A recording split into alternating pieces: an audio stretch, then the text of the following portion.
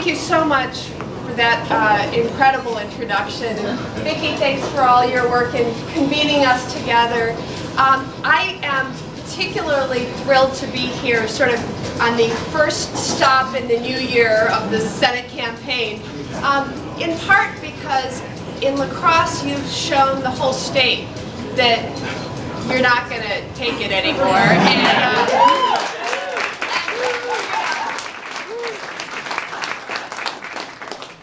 It was breathtaking to see what happened in this community when we saw the values that we hold dear in Wisconsin begin to be taken away. And I couldn't be more appreciative of the fact that you were willing to stand up and take on this challenge. You had, like people say to me, you have a safe seat, what the heck are you doing?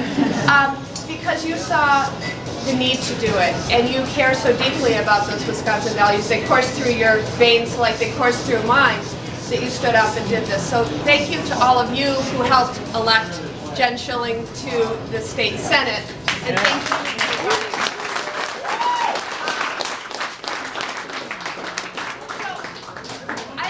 I just want to say a little bit about what has been happening in our state of Wisconsin, because I think of myself, I think all of us do, as a proud American.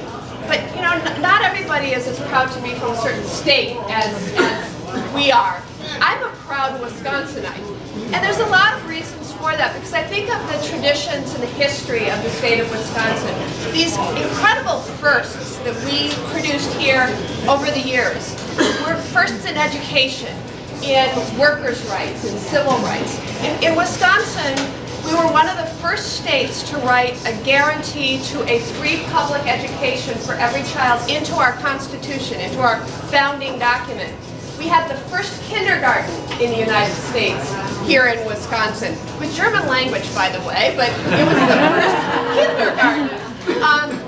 In the area of civil rights, Wisconsin was the very first state to ratify the 19th Amendment, giving women the right to vote. We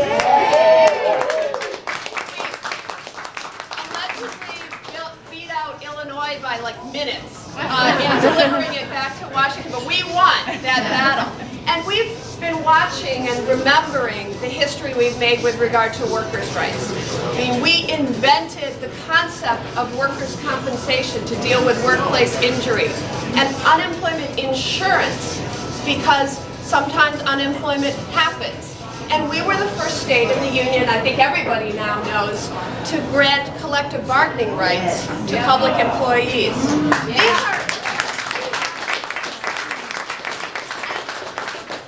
and then we had the 2010 elections, and they were devastating in the state of Wisconsin. We had, we lost Russ Feingold. Our legislature flipped control, and we got, we see the results. In education, our budgets have been slashed, and it's been heartbreaking, since that is one of the investments that's so key to growth and prosperity.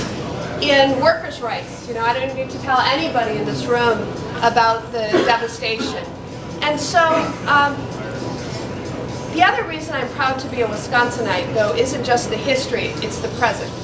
And it's all of you, because you notice people of our state didn't take any of this sitting down. Yeah. They didn't take it quietly. They didn't say, we're just going to let this happen. I mean, first people showed up at hearings. And when they shut down the hearings, they showed up at rallies. And when it wasn't just 1,000, it was 10,000, etc. And then, when the rallies weren't convincing those in power to listen, we took it to the ballot box. It's been very heartwarming to see the reaction of average Wisconsinites saying, we're not going to take this, not here, not now in our state. And it was in that context that I traveled the state, because I was trying to decide whether I should run for the United States Senate. I've sat to see Senator Kohl announce his retirement. He's been such a champion for working people, for seniors, for children.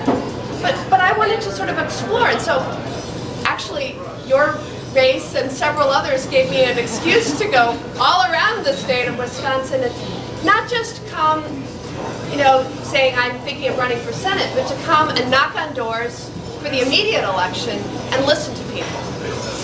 And you won't be surprised at all about what I heard. And this was universal no matter where I was in the state of Wisconsin. This wasn't regional. People talked about their real struggles, about the fact that they were working today. This is a single dad telling me, I'm working 2 jobs today and making less than when I only had 1 job. And of course, as a single dad, it prevented him from spending as much time as he wanted with his children. The couple who can't scrape anything by to save for their college education for their kids when their parents sent them through college. And they feel mortified about that because they believe the next generation should do better than their generation did. The couple that should be ready to retire, and yet every month they have to dip into the retirement savings in order to pay the bills and make ends meet. And they're the lucky ones because they still have jobs.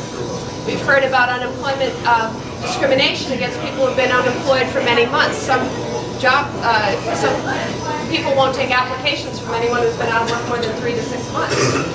And there are problems right now that people just shared. It's really opened up and shared. Teachers, I sign as a member of Congress sort of notes of appreciation when a teacher retires after a long career. You know, thank you for your 35 years of service in the 4th grade, or wherever it was. This year I signed, it felt like an inch, a stack of, and I was 35 years here, 25 years here, 19 years here. We lost centuries of experience in the classroom in the last year because of, that's right, and devastating. But those were the stories I heard at the door. They were compelling.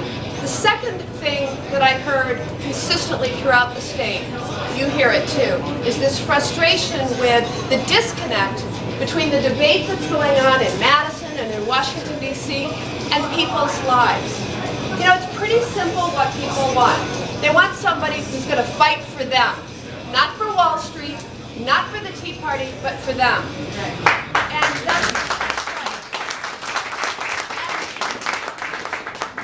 frankly, that's what the 2 of us have done throughout our careers. And that's why I decided to run for the U.S. Senate. Now, I'm not afraid to stand up when it's a fight for the people. Some of it is deeply personal. Many of you, since I'm not from La Crosse, don't know my personal story, but I was raised by my grandparents. And my grandfather had a family health insurance policy for work.